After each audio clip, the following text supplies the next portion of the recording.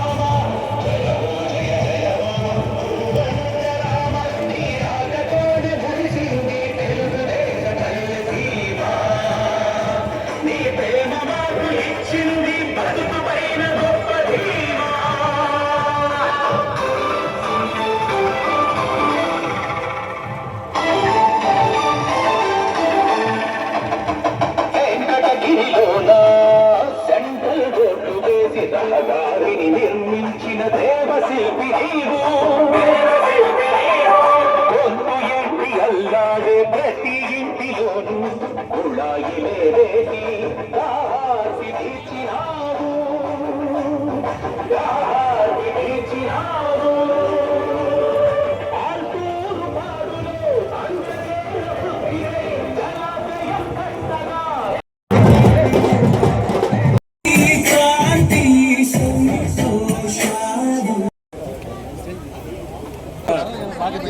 అందరికీ ఇది కావాలి కాబట్టి కొద్ది సైడ్ ఉండండి. స్పూని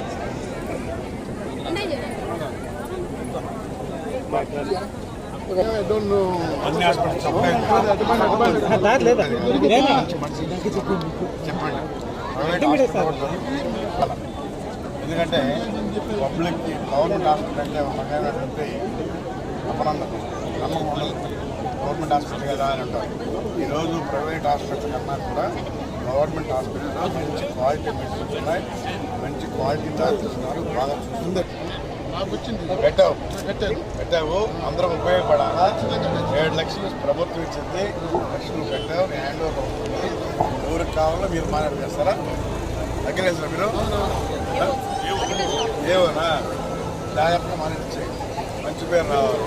ఎందుకంటే కాబట్టి అన్ని రకాలుగా అందరూ ఉపయోగపడే ఎందుకంటే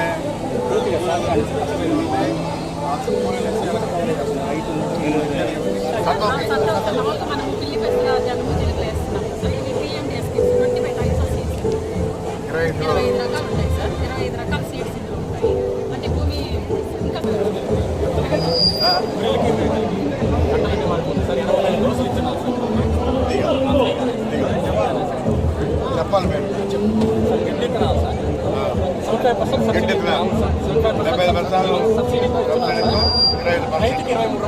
ఎంత తాగింది సార్? 5 కేజీలు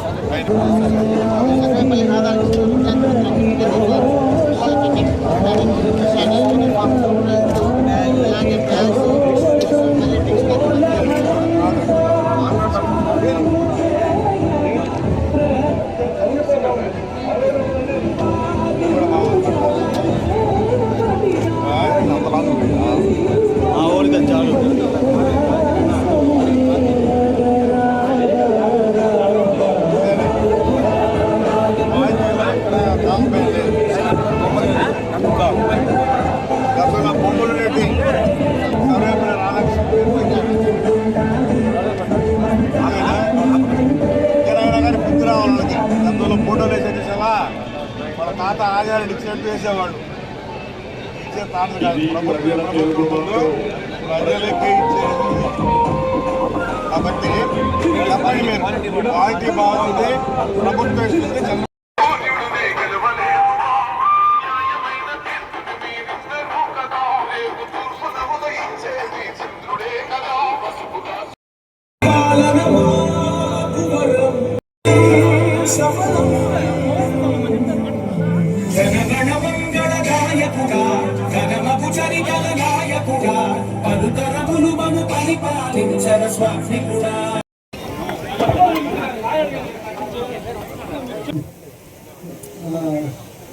మండల సొసైటీ ప్రెసిడెంట్ అమ్మినేని సుబ్రహ్మణ్య నాయుడు గారిని వేదిక మీద రావాల్సింది కోరుతున్నాము.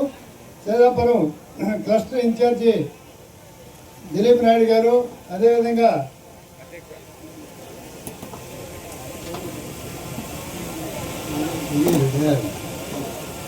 విజయరెడ్డి గారిని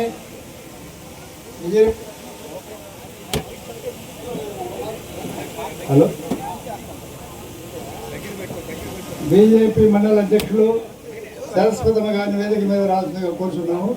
కలవాయ మండల అధ్యక్షులు రఘురామరెడ్డి గారిని కూడా వేదిక మీద రావాల్సిందిగా కోరుతున్నాము. రాపూర్ మండల అధ్యక్షులు చెన్ను అశోక్ రెడ్డి గారిని వేదిక మీద రావాల్సిందిగా కోరుతున్నాము. దక్కిలి మండలం పోలారెడ్డి వెంకటేశ్వర రెడ్డి గారిని వేదిక మీదకి రావాల్సిందిగా కోరుతున్నాము. బాలాయపల్లి మండలం రాయి మస్తానాయుడు గారిని వేదిక మీదకి రావాల్సిందిగా కోరుతున్నాము. వెంకటగిరి టౌన్ అధ్యక్షులు అవ్వల సత్యనారాయణ గారిని వేదిక మీదకి రావాల్సిందిగా కోరుతున్నాము.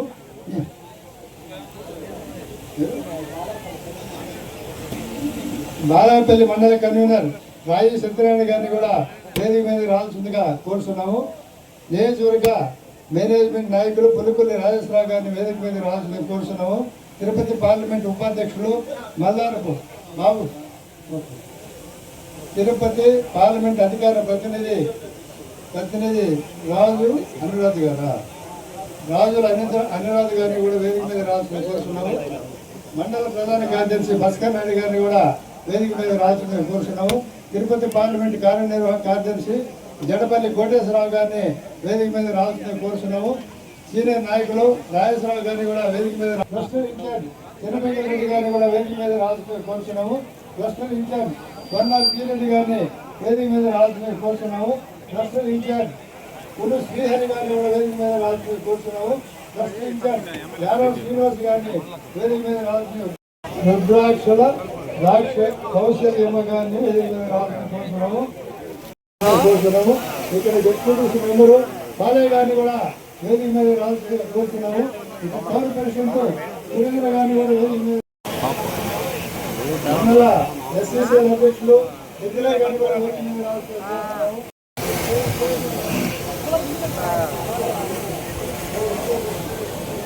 రోజున ఈనాటి కార్యక్రమాన్ని విచ్చేసిన మన గౌరవ శాసనసభ్యులు గురుగొండ రామకృష్ణ గారికి మరియు హృదయపూర్వక నాయకుడు మన గురుగొండ రామకృష్ణ గారు, పేద ప్రజల వారి యొక్క పనిచేస్తున్నటువంటి నాయకుడు. అతను ఎప్పుడు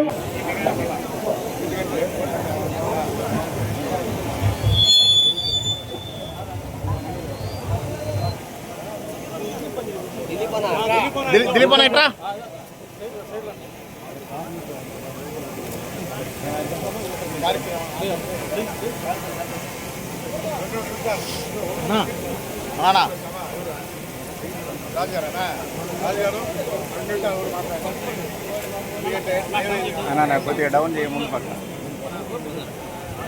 సభను ఉద్దేశించి సొసైటీ ప్రెసిడెంట్ సుబ్రహ్మణ్య నాయుడు గారు 2 నిమిషాలు.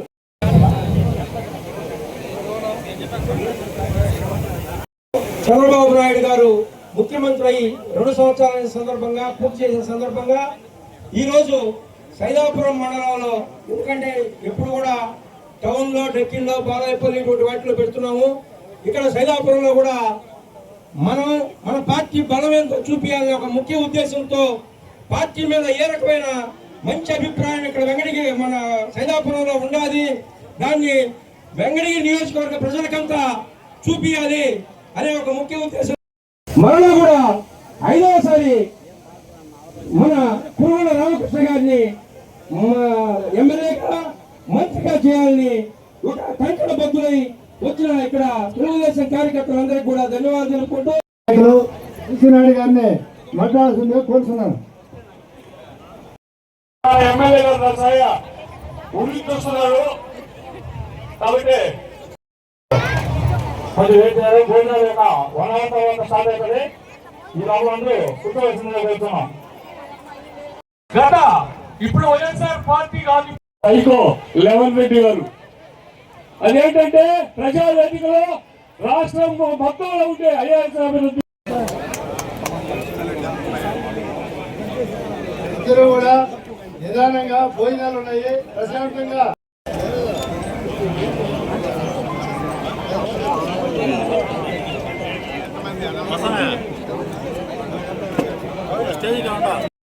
పెట్టాం. అది తాత్కాలికమే. తమరు ఆ ఎస్ఎస్ కెనాల్ పూర్తి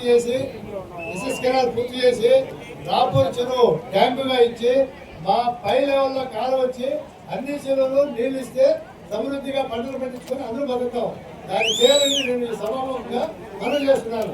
ఆ ప్రయత్నం కూడా చేస్తామని చెప్పి తెలియజేస్తూ ఇప్పుడు ఎన్ఆర్జీఎస్ పేరు కూడా మారింది.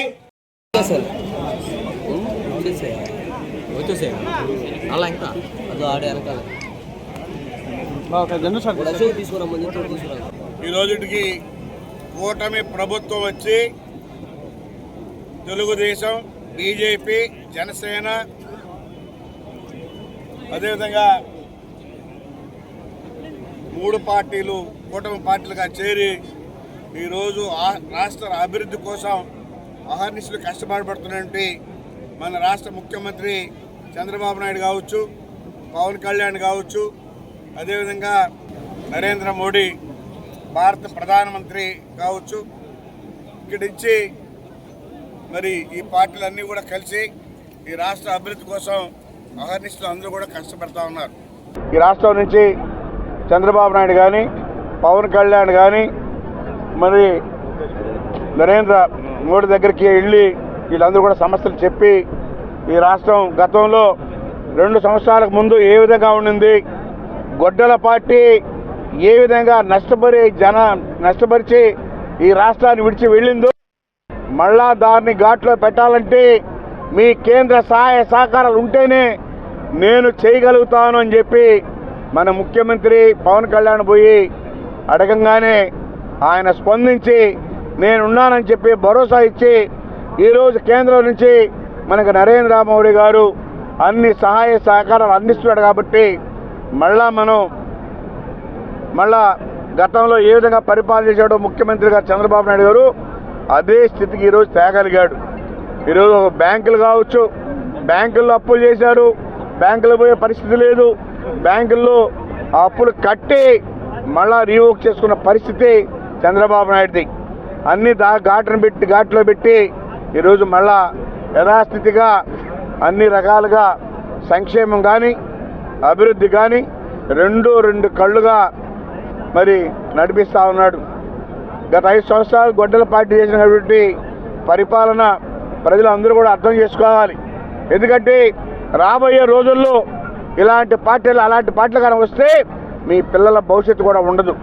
ఎందుకంటే రాష్ట్ర భవిష్యత్తు కావచ్చు, మీ పిల్లల భవిష్యత్తు కావచ్చు, అంతా కూడా గొడ్డలతోనే పరిపాలన చేస్తారు. కాబట్టి ఇంకా శాశ్వతంగా రాకుండా ముఖ్యమంత్రిలో లేని విధంగా పక్క రాష్ట్రాల్లో ధనిక రాష్ట్రాలు ఉన్నాయి, చెన్నై కావచ్చు, కర్ణాటక కావచ్చు, రెవెన్యూ విపరీతంగా వస్తుంది.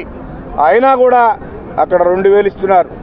మన రాష్ట్రంలో 4,000 రూపాయలు, 6,000 రూపాయలు, బెడ్డెడ్ అయితే 15,000 రూపాయల దాకా మన రాష్ట్రంలో పెన్షన్లు ఇస్తూ ఉన్నాం. ముందు 33,000 కోట్లు, 35,000 కోట్ల రూపాయలు ఒక పెన్షన్లకే ఖర్చు పెడతా ఉన్నాం. కాబట్టి అందరూ కూడా గమనించాలా ఏ విధంగా పరిపాలన జరుగుతూ ఉందో. గతంలో జీతాలు కానీ పెన్షన్లు కానీ ఏ డేట్లో ఇస్తారో కూడా తారీఖులు తెలియదు.